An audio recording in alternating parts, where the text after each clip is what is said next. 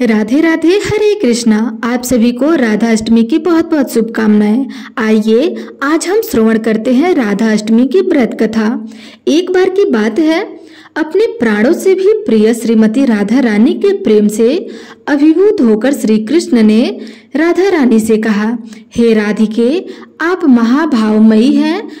मुझे प्रसन्न करके आप भी प्रसन्न हो जाती हैं और मेरा आनंद ही आपका आनंद है। आप मुझसे मेरी संगति और मेरी सेवा में निरंतर लगे रहने के अलावा किसी और चीज की अपेक्षा ही नहीं करती। इस प्रकार आपकी पूजा की विधि का पालन करने वाला कोई भी व्यक्ति मुझे अत्यंत प्रिय होगा। यदि कोई राधा कृष्ण का एक साथ जप करे तो मैं उसे सबसे भाग्यशाली व्यक्ति के वंश में आऊंगा। तुम तो सभी गोप कन्याओं में सर्वप्रथम मुख्य हो और यशोमती से भी महान हो। अब यह सुनकर श्रीमती राधा रानी जोर जोर से हंसने लगी और बोली, अरे कन्हैया, तुम्हारा चरित्र तो व्यभिचारिणी स्त्री के समान है। यशोमती तो तुम्हारी प्रिय माता है। तुम ऐसा क्यों कह सकते हो कि मेरा स्थान उनसे बड़ा है? अरे ओ कान्हा, तुम तो झूठे हो। तुम्हारी बातों पर मुझे तनिक भी विश्वास नहीं है। राधा रानी की बात सुनकर श्री कृष्ण ने कहा, हे प्रिय, मेरी बातों पर तुम्हें विश्वास नहीं है, लेकिन बहुत जल्द तुम देखोगी कि यशोदा मैया स्वयं तुम्हारे चरण पकड़ने के लिए आएंगी। भले ही वह तुम्हें अपनी पुत्री के समान समझती हैं, फिर भी मैं इस बात को प्रमाणित करूंगा कि तुम ही सबसे महान हो। अब अपनी बात को साबित करना कन्हैया के लिए मुश्किल थोड़ी न था। एक दिन ब्रज गोपिकाएं राधा और कृष्ण को उनके साथ खेलने के लिए पास के एक घर में ले गई। वे राधा कृष्ण को एक साथ लाकर बहुत प्रसन्न हो रही थी। कन्हैया भी गोपियों के कहने पर नाचने लगे, उनके साथ कीर्तन और नृत्य करने लगे और गोपियां भी अपने कन्हैया के साथ नृत्य करने में मग्न हो गई। अब उसी समय यशोमती मैया वहां आ पहुंची। जब उन्होंने देखा कि सभी गोपिकाएं मिलकर उनके गोपाल को नचा रही हैं, तो वे अत्यंत क्रोधित हो गई और बोली, अरे अरे, यह कैसा व्यवहार है? मेरा गोपाल दिन भर गाय चराता है और थक हार कर उसे विश्राम करना होता है। थोड़ा सा समय ही तो उसे विश्राम के लिए मिलता है और उसमें भी तुम सब उसको अपने साथ यहाँ खेलने के लिए ले आती हो। यहाँ तुम उसे नचा रही हो। मैं जानती हूँ कि तुम सभी ऐसा हर रोज करती आ रही हो और यह बिल्कुल भी अच्छा नहीं है। बता देती हूँ, ऐसा दोबारा मत करना। यशोदा मैया को ऐसे क्रोधित देखकर राधा रानी को चुपचाप वहाँ खड़ी रह गई। लेकिन सखियों ने यशोदा मैया से कहा, अरे मैया, यह आपका गोपाल नहीं है। आपका गोपाल तो एक ग्वाला है। वो तो अपनी गायों को चराने और वन में भटकने से थककर अपने बिस्तर पर सो गया होगा। यह आपका पुत्र नहीं है। आपके पुत्र का नाम श्री कृष्ण है और इस नाम के अनेक व्यक्ति इस दुनिया में हो सकते हैं। इसका मतलब यह थोड़ी है कि आपका पुत्र है। मैया, जरा अपने घर जाकर देखिए तो हो सकता है कि आपका पुत्र आपके घर में ही सो रहा हो। यह सुनकर यशोदा मैया आश्चर्यचकित हो गई और वे सोचने लगे कि हाँ, कृष्ण नाम के अनेक बालक हो सकते हैं, लेकिन यह कैसे संभव हो सकता है कि मेरे पुत्र जैसा ही कद काठी और लक्षण वाला कोई और बालक हो। यह सोचते सोचते यशोदा मैया अपने घर लौट गई और घर में आकर देखा तो सच में उनका गोपाल बिस्तर पर सो रहा था। यह देखकर वह हैरान रह गई, लेकिन साथ ही उन्हें बहुत प्रसन्नता भी हुई। अब यशोदा मैया तुरंत वापस उस स्थान पर आई जहाँ सखिया दूसरे कृष्ण के साथ खेल रही थी। यशोदा मैया को भी यह देखकर आनंद आने लगा। वे भी अब श्री कृष्ण की लीला में मोहित होने लगी थी। उन सबको खेलते देखकर यशोदा मैया बोली, अरे गोपियों, तुम्हें यह कृष्ण कहाँ से मिला जो बिल्कुल मेरे पुत्र कृष्ण जैसा दिखता है? दोनों एक ही उम्र के हैं। इतने ही नहीं, दोनों के रंग, कदकाठी, लक्षण सब एक जैसे हैं। तुम्हारे कृष्ण को देखकर मुझे बड़ा संतोष हो रहा है और उसके प्रति मुझे बहुत ही स्नेह भी आ रहा है। अच्छा, हम एक कार्य करते हैं, तुम अपने कृष्ण को लेकर मेरे घर पर आ जाओ। वहां हम दोनों कृष्ण की मित्रता करवाएंगे और फिर दोनों को एक साथ नृत्य करवाएंगे, जिसे देखकर सभी प्रसन्न होंगे। फिर बाद में तुम अपने कृष्ण को अपने साथ ले जाना और मेरा कृष्ण मेरे पास ही रह जाएगा।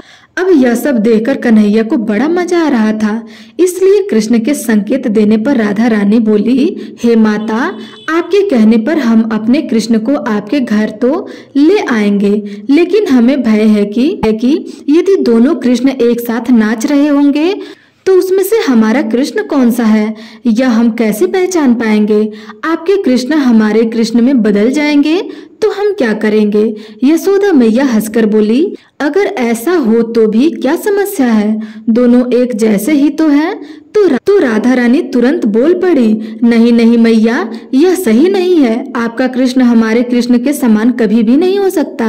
आपका पुत्र तो एक ग्वाला है जो सारे दिन वन में भटकता रहता है और गायों को चराता है, उसे प्रेम या प्रेम तत्वों का कोई ज्ञान नहीं है। लेकिन हमारे कृष्ण सभी पुरुषों में अतुलनीय रत्न है, वे पुरुषों में श्रेष्ठ पुरुषोत्तम है। अनेक ऋषि, तपस्वी, योगी, ध्यानी उनके चरण कमल में स्थान प्राप्त करने के लिए उनकी पूजा करते हैं, तपस्या करते हैं। हमारे कृष्ण ने तो अनेक महान राक्षसों को मौत के घाट भी उतार दिया है। उसने तो इस ब्रह्मांड के निर्माता ब्रह्मा जी की गलती को भी सुधारा है। यह सुनकर माता यशोदा बोल पड़ी, अरे अरे, यह सब कार्य तो मेरे पुत्र ने भी किए हैं और इस बात को सभी ब्रजवासी जानते हैं। हाँ, जब मेरा पुत्र केवल 3 दिन का था तब उसने एक अत्यंत विशालकाय राक्षसी पुतना का वध कर दिया था। उसने संकटासुर, त्रिड़ावर्त, बक्कासुर जैसे अनेक असुरों को वध कर दिया है और यह सब जानते हैं कि यह सारे यशोदा नंदन कृष्ण के कार्य हैं। हाँ, अब यह सुनकर राधा रानी बोली, हे माता, अगर हम इसी प्रकार चर्चा करते रहेंगे तो हमारे बीच में व्यर्थ की विवाद हो जाएगा, लेकिन बाद में आप समझ जाएंगे कि किसके कृष्ण में अधिक गुण है और हम आपके कृष्ण को खोना नहीं चाहते। इसलिए हम एक कार्य करते हैं कि हम अपने कृष्ण के सिर पर एक चिन्ह लगा देते हैं, जिससे हम आसानी से अपने कृष्ण को पहचान सकेंगे। यह कहकर के राधा रानी ने अपने कृष्ण के माथे पर चंदन का एक सुंदर तिलक लगा दिया और कृष्ण के नीले माथे पर चंदन का सफेद तिलक नीले गगन में सफेद चंद्रमा की भांति लग रहा था। तिलक लगाने के बाद राधा रानी ने सभी गोपियों से कहा, देखो सखियों, अब मैंने हमारे कृष्ण के माथे पर तिलक लगा दिया है, इसलिए तुम सभी हमारे कन्हैया पर नजर रखना, कहीं वह बदल न जाए या खो न जाए। इस प्रकार चेतावनी देकर अब सभी गोपियों के साथ राधा रानी अपने कृष्ण को लेकर यशोदा मैया के साथ उनके घर पर आई। घर आकर यशोदा मैया ने उनके कृष्ण को जगाया, अपने कृष्ण को दूसरे कृष्ण से मिलवाया और मित्रता करवाई। अब जैसे यशोदा मैया ने कहा था कि दोनों कृष्ण को एक साथ में नृत्य करवाएंगे, तो इसलिए अपने कृष्ण को दूसरे कृष्ण के साथ नृत्य करने के लिए कहा गया और अपनी मैया की बात को मानकर यशोदा नंदन कृष्ण दूसरे कृष्ण के साथ नृत्य करने लगे। जब वे साथ में नृत्य कर रहे थे तो दोनों कृष्ण दो चमकती हुई नीलमणि की तरह लग रहे थे और उनका नृत्य देखकर सभी आश्चर्यचकित थे। उन्होंने कभी ऐसा अद्भुत दृश्य नहीं देखा था। अब देखते ही देखते अचानक यशोदा के कृष्ण गोपियों के कृष्ण के शरीर में विलीन हो गए और एक रूप बन गए। अब नृत्य समाप्त हुआ और राधा रानी तथा उनकी सखियां अपने कृष्ण को लेकर जाने लगी, लेकिन माता यशोदा को अपना पुत्र नहीं मिल रहा था। वो तो व्याकुल होकर इधर उधर देखने लगी, किंतु उन्हें अपना पुत्र कहीं नहीं दिखा। वे रोने लगी और जोर जोर से चिल्लाने लगी, मेरा कृष्ण कहाँ गया, मेरा कृष्ण कहाँ चला गया, आपको मुझे मेरा कृष्ण वापस देना ही होगा। तब राधा रानी ने कहा, माता, हम आपके कृष्ण को कहाँ ले जा रहे हैं, हमारा जीवन और आत्मा तो यह हमारे कृष्ण ही है, यह आपके पुत्र थोड़ी है। देखिए, हमारे कृष्ण के माथे पर वही चंदन का तिलक है जिसे मैंने अपने हाथों से लगाया था। माता यशोदा ने देखा और फिर रोती हुई वह बोलने लगी, तुम सब ने ही मेरे कृष्ण को छुपा दिया है, यह तुम्हारी ही चाल है। राधा, तुम बहुत चतुर हो। तो राधा रानी ने कहा, नहीं नहीं माता, यह प्रांगण तो चारों ओर दीवारों से घिरा हुआ है, दोनों कृष्ण यही नृत्य कर रहे थे, ऐसे में हम आपके कृष्ण को कैसे छुपा सकते हैं। हम स्वयं भी यह स्थान छोड़कर नहीं गए, आपका पुत्र ही कहीं चला गया होगा। देखिए जरा, यशोदा मैया अपने पुत्र को खोकर बहुत दुखी होकर रोने लगी थी और विलाप करती हुई वे दया भरी बाणी से अब कहने लगी, देखो राधा, मेरे 5 या 7 बच्चे नहीं हैं, मेरा केवल एक ही पुत्र है। वही अपने माता पिता के लिए सुख की संपत्ति है, वही हमारा सहारा है। हे राधे, मेरे प्राण मेरे शरीर से निकल जा रहे हैं, कृपया मुझे मेरा पुत्र कृष्ण लौटा दो। आज से मैं तुम्हारी दासी बनकर रहूंगी, मेरा पुत्र मुझे लौटा दो। जब कृष्ण ने यशोदा को इस तरह बोलते सुना तो उन्होंने राधा रानी की ओर देखा और मुस्कुराए। फिर कृष्ण ने राधा रानी को कुछ संकेत दिया और तब राधा रानी बोली, माता, आप यह क्या कर रही हैं? आप तो ब्रज की रानी हैं, आप मुझसे बड़ी हैं, मेरे लिए आप पूजनीय माता है। आप मेरे पैरों को क्यों पड़ रही हैं? आप मुझे पाप की भगदारी बना रही हैं। मेरा बहुत बड़ा अपराध है कि आप मेरे पैर पकड़ रही हैं। कृपया आप मुझसे ऐसे कटु वचन ना कहे। माता यशोदा रोती बिलखती हुई राधा रानी जी से एक ही बात बोलती जा रही थी, कृपया मेरे पुत्र को शीघ्र ही वापस ले आओ और तभी तुम्हारे सभी अपराध से तुम मुक्त हो पाओगी। राधा रानी भी अब व्याकुल होते हुए कहने लगी, किंतु माता, मैं आपके पुत्र को कहाँ से लाऊं? जब राधा रानी के यह शब्द सुना तो यशोदा मैया जोर जोर से विलाप करने लगी और दयनीय स्वर में बोली, मैं मेरे पुत्र के बिना एक क्षण भी जीवित नहीं रह पाऊंगी। इतना कहकर के यशोदा मैया मूर्छित होकर जमीन पर गिर पड़ी। ऐसा लग रहा था मानो वे अपना प्राण त्याग देंगी। और यह देखकर राधा रानी भी घबरा गई और कृष्ण से कहने लगी, अब क्या करें? आपकी माता तो आपके विरह में मर जाएंगी, अब आपके बिना जीवित नहीं रह पाएंगी। आपके सामने ही वे मर रही हैं, कृपया मुझे बताइए कि अब क्या करूं? तब मुस्कुराते हुए कृष्ण ने कहा, तुम चिंता मत करो राधे, मेरी माता को कुछ नहीं होगा। राधा रानी समझ गई कि अब उनको क्या करना होगा। वे तुरंत ही यशोदा माता के पास गई और उनके कान में कहा, हे कृष्ण की माता यशोदा, उठिए, आपका पुत्र कृष्ण वापस आ गया है। और इस प्रकार जैसे ही कृष्ण का नाम के यह मधुर शब्द यशोदा मैया के कानों में पड़े, वे तुरंत ही उठकर खड़ी हुई और बोली, कहाँ है मेरा पुत्र कृष्ण? तब राधा रानी ने उत्तर दिया, आपके पुत्र हमारे कृष्ण के साथ नृत्य करते करते थक गए थे और इसलिए वे अपने शयन कक्ष में चले गए और वहां जाकर वे थक कर सो गए। यशोदा को पूर्ण विश्वास था कि राधा रानी कभी झूठ नहीं बोल सकती।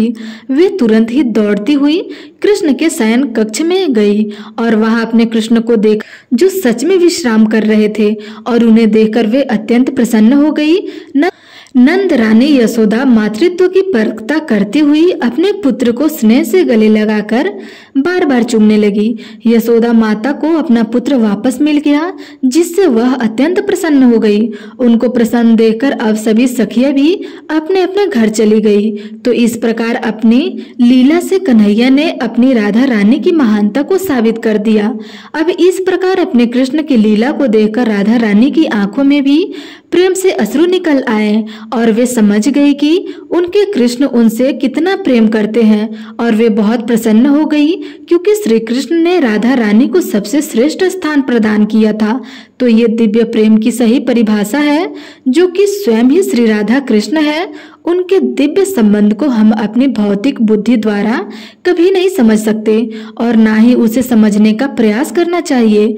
हमें मात्र श्रीमती राधा रानी के चरण कमलों का आश्रय लेना चाहिए और उनसे कृष्ण भक्ति की भिक्षा मांगनी चाहिए और उनके चरण चिन्हों का अनुसरण करते हुए सदैव भगवान श्री कृष्ण की भक्तिमय सेवा में संलग्न रहना चाहिए। इसी के माध्यम से हम राधा रानी की विशेष कृपा और उनकी कृपा के मध्य से परम भगवान श्री कृष्ण की शुद्ध प्रेम भक्ति प्राप्त कर सकते हैं। तो प्रेम से बोलिए श्री कृष्ण भगवान की जय, श्रीमती राधा रानी की जय।